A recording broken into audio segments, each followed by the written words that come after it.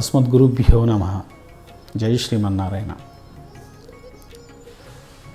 మన దేశంలో, మన సంస్కృతిలో నదులకున్నటువంటి విశిష్టత దేనికి లేదు. అందులో ప్రధానంగా ఈ గంగా నది. ఎక్కడో అలకపురి గిరులలో పుట్టి అనేక నదులతో సంగమించుకుంటూ ఇప్పుడు మనం ఉన్నటువంటి ఈ చోటు రిషికేశ్ క్షేత్రము. ఇది సీతమ్మ వారి జూల, సీతమ్మ సేతువు. అటు నుంచి ముందుకు మనం ప్రయాణమైతే అక్కడ అమ్మవారికి ప్రతిరోజు సాయంకాలం పూట మహా ఆరతి ఉంటుంది. ఆ మహా ఆరతి కోసం మేమంతా ఈ గంగమ్మ ఒడ్డుకు వచ్చి ఇక్కడ కూర్చున్నాం. పరమార్థ స్థల్లో గంగా హారతి కోసం వచ్చాం. మీరు చూస్తున్నారు ఎంత ఉధృతిగా ప్రవహిస్తుంది. ఇక్కడ విశేషం ఏమిటంటే, గురువులు చెబుతారు, ఇంత వేగంగా ప్రవహించేటువంటి గంగా నది ఇంతమంది భక్తులు హారతి ఇచ్చిన తర్వాత ఆరతిని స్వీకరించినట్టుగా, ఆరతిని తను ఆస్వాదించినట్టుగా, హారతి ఇచ్చిన సమయంలో ఆ వేగాన్ని తగ్గించుకొని ఆ పరవళ్ళని ప్రశాంత చిత్తంతో నడుస్తూ ముందుకు కదులుతుంది. ఇది చూడాలి అంటే మీరు ఆ హారతికి పూర్వం ఒక పువ్వుని అందులో విసిరేస్తే ఆ ఉధృతికి ఎలా వేగంగా ముందుకెళ్ళిపోతుందో, మరొక పువ్వుని హారతి ఇచ్చినటువంటి సమయంలో మీరు అదే నదిలో వేస్తే ఎంత ప్రశాంతంగా అది తేలుతూ ముందుకు కదులుతుందో కనపడుతుందని. అద్భుతమైనటువంటి ఈ గంగమ్మ మహాహారతిలో పాల్గొనే భాగ్యం మా అందరికీ లభించింది. సాయం సంధ్యా సమయంలో సూర్యబింబం అద్భుతంగా ఆ గంగా అలల మీద పడుతున్నప్పుడు ఆ కిరణాలు మళ్ళీ మన కంటికి బంగారు వన్నెలో అందుతున్నప్పుడు,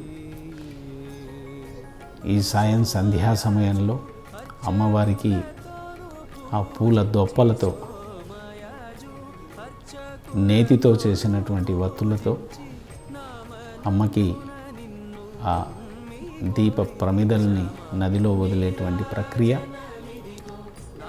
అందరూ కలిసి మహాహారతి గంగమ్మకి ఇచ్చేటువంటి అద్భుతమైనటువంటి ఈ సాయం సంధ్యలో మా అందరికీ ఆ భాగ్యం దొరికింది. ఆ బదరీ నారాయణుడు, ఆ మహాశివుడు గంగమ్మ తల్లికి హారతి ఇచ్చేటువంటి భాగ్యాన్ని మాకు అందించారు. ముందు వరుసలో కూర్చొని ఆ సీత నగర్ నుంచి జాలువారుతూ వచ్చినటువంటి ఈ గంగానది తోయాన్ని, ఆ నీటిని అలా తాకి పులకించి స్నానాన్ని ఆచరించి ఆ చల్లటి నీళ్ళల్లో ఒక్కసారి మునిగి స్నానం చేస్తే ఒంటికున్న అలసటంతా, రుగ్మతలన్నీ, మానసికంగా శారీరకంగా ఉన్నటువంటి రుగ్మతలన్నీ ఒక్కసారి గంగా నదిలో స్నానం చేస్తే తొలగిపోతాయి, తొలగించబడతాయి. అంతటి మహిమాన్వితమైనటువంటి ఈ గంగమ్మ నీటి ప్రవాహంలో మనం దీపాలని వెలిగించి హారతి ఇచ్చేటువంటి ఒక గొప్ప అదృష్టానికి ఈవేళ నోచుకున్నాం.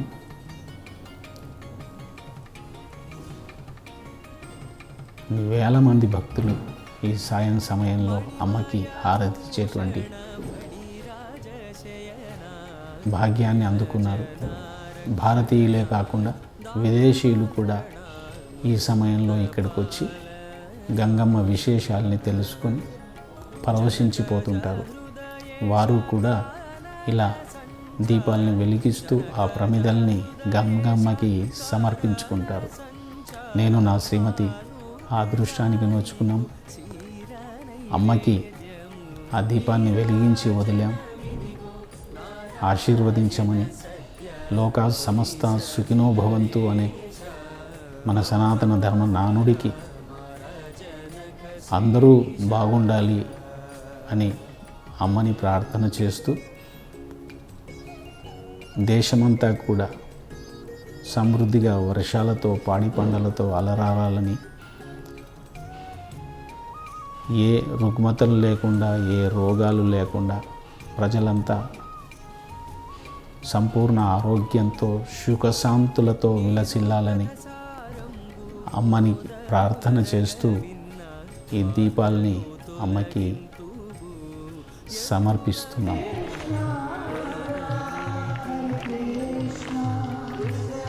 దేశం నలుమూలల నుంచి వచ్చేటువంటి భక్తులు అటు హరిద్వార్లో కానీ ఇటు ఋషికేశ్లో కానీ అనేక స్నానఘట్టాలలో, ముఖ్యంగా ఇక్కడ పరమార్థ ఘట్టంలో స్వామివారు మీరు చూస్తున్నారు. వారి ఆశ్రమంలో చదువుకుంటున్నటువంటి వేద విద్యార్థులు సాయంకాలం హవనాన్ని నిర్వహించి, మనం భగవంతునికి ఏదైనా విషయం చెప్పాలంటే మన ధర్మం రెండే మార్గాల్ని చెప్పింది. లోకంలో మన పనులను తీర్చుకోవడానికి డబ్బు అవసరమవుతుంది, బంగారం అవసరమవుతుంది, మిగతా అవసరమవుతాయి. కానీ భగవంతుడితో మన కోరికలు తీర్చుకోవాలి, చెప్పుకోవాలంటే రెండే మార్గాలు. ఒకటి హవనంలో ఉన్నటువంటి హవిస్సులు, ముఖంగా అగ్ని ద్వారా మనం కోరికల్ని భగవంతునికి చెప్పుకోవడం. రెండవది నీటిలో మనం వదిలినటువంటి ఆ దీపాల ద్వారా, నీటి ద్వారా భగవంతునికి మన కోరికల్ని విజ్ఞాపన చేయడం. ఈ రెండు ఎవరైతే మనస్ఫూర్తిగా చేస్తారో, శ్రద్ధతో, భక్తితో, అంకిత భావంతో, సమర్పణ భావనతో చేస్తారో వారికి భగవంతుడు వారి కోరికల్ని ఎప్పుడూ నెరవేరుస్తాడని, ఇహంలోనే కాకుండా పరంలో కూడా వారికి ప్రాధాన్యత ఇస్తాడని మన సనాతన ధర్మం తెలియజేస్తుంది. పునర్జన్మ సిద్ధాంతాన్ని నమ్మిన భారతీయులు ఇలాంటి మహా యాగాలలో, క్రతువులలో పాల్పంచుకొని తమని తాము ఉద్ధరించుకునేటువంటి ప్రయత్నం చేస్తారు. ఈవేళ అక్కడ ఉన్నటువంటి గురువులు, పరమార్థ ఆశ్రమ గురువర్యులు, అక్కడి వేద విద్యార్థులు, వేదోపాసన చేసినటువంటి ఆ చిన్నారులు వేదాన్ని శృతిబద్ధంగా చదువుతూ ఇలా నాలాంటి వాళ్ళకి హారతినిచ్చారు. మా చేతిలోకి హారతిని వెలిగించి ఇచ్చారు. ఎంతోమంది భక్తులు అలా మహాహారతిలో పాల్గొని స్వయంగా గంగమ్మకి హారతి ఇచ్చేటువంటి గొప్ప కార్యక్రమంలో ఈవేళ పాలు పంచుకున్నాము. ఈ సౌభాగ్యానికి నోచుకొని భగవంతుని సంపూర్ణమైనటువంటి ఆశీస్సులతో, గురువర్యుల ఆశీస్సులతో, మంగళాశాసనాలతో మా యాత్ర ఋషికేశ్ నుంచి మొదలై పంచభద్రులని దాటుకొని పంచ ప్రయాగాల్ని చూస్తూ ఎక్కడైతే గంగమ్మ పుట్టినటువంటి స్థలం ఉందో వసుధార, అలకానందా నదిలో అక్కడి వరకు మా ప్రయాణం 7 రోజుల ప్రయాణం. స్వామిని దర్శించుకోవడం, ఇక్కడ అతి శీతలమైనటువంటి ఈ గంగానది స్నానంతో మొదలుపెట్టుకొని బద్రీనాథ్ క్షేత్రంలో ఉన్నటువంటి